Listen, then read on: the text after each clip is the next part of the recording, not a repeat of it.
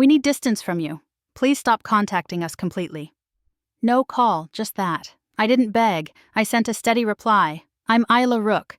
I run payroll at a rehab clinic and keep my life the same. Soft lamp, folders squared. In my family, order meant one thing. I paid. My mother, Denise, sighs, family helps family. My father, Martin, turns help into duty. My sister, Lila, calls me banker girl whenever a dream needs a deposit. When I say no, the chorus rises. Don't be dramatic, she can't manage alone. Only Uncle Henry, a mover with few words, watches without taking. The week the message arrived, the tilt began. Lila swept in with a new coat and a safer place across town. You'll cover the deposit, right? She asked, eyes on her phone. No, I said. Not loud, just final. The air changed. 2 days later, our parents' landlord called my office, thanking me for reversing a late fee I'd never heard about. He had my work email. He had my schedule. Your folks said mornings are best, he added. That evening, I went to their apartment. I deserve to know what I'm paying for, I said. Denise's face shuddered. Martin folded his arms. From the doorway, Lila laughed. Should we tip you now or later? I left before the tea cooled. An hour later, the exile text hit again, sharp as a verdict. I sat on my bed, clear.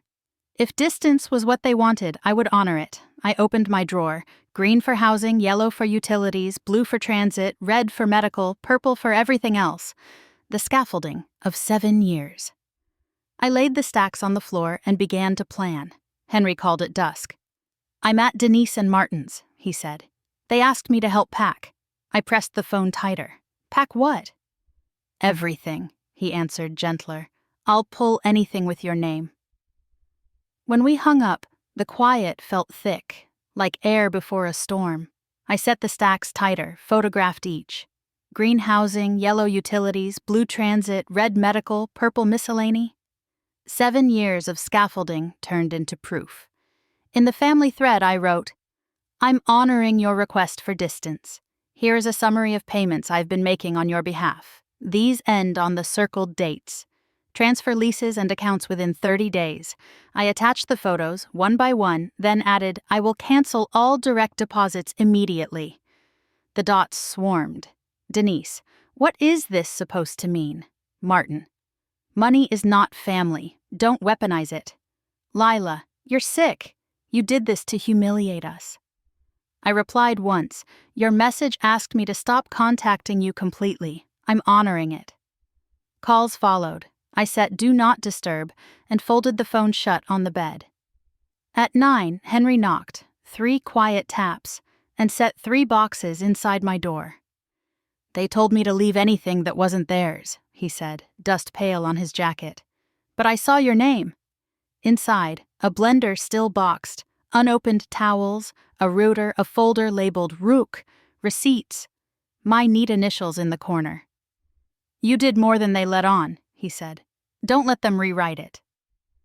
When he left, I opened the window. Cold city air slid over my wrists. I felt grief rise and pass, like a wave that lifts without drowning. I scheduled cancellations for morning, drafted a final ledger, and laid out clean envelopes. Tomorrow, I'd finish the untangling. Morning came quiet. I brewed coffee, opened my laptop, and finished the ledger. One by one, I cut the threads. Leases reassigned, autopays ended, shared plans detached. Each confirmation chimed like a bell after evacuation. At 10, I met Dr. Priya. Peace feels like danger, I admitted. She nodded. It's only new. She gave me a sentence to keep. Boundaries are care, especially for the person keeping them. I walked home through clear winter light. Elias was on my stoop with takeout and a smile. We ate at the table where the receipts had lived. Anything left? He asked. One thing, I said, sliding the final envelope across. A summary, dates, totals, instructions, addressed to Denise and Martin. I mailed it without a note. By evening, the thread sputtered. Accusations, then bargaining, then weather, as if small talk could mend an old bridge. I didn't answer. Instead, I called Henry. Thank you, I said. He exhaled. You did the hard part. After we hung up, I opened the boxes he'd saved. The blender hummed to life, towels hung soft on the rod, the router blinked a new password I set for myself alone. Days folded into a steady rhythm. My paycheck covered only my life. I slept. I read. I took the early train to the ocean and let waves rinse noise from my head. On the damp platform, my phone lit once. "Lila, just tell me what you want." I typed, "I want you to want your own life." Then I turned the phone off and kept mine.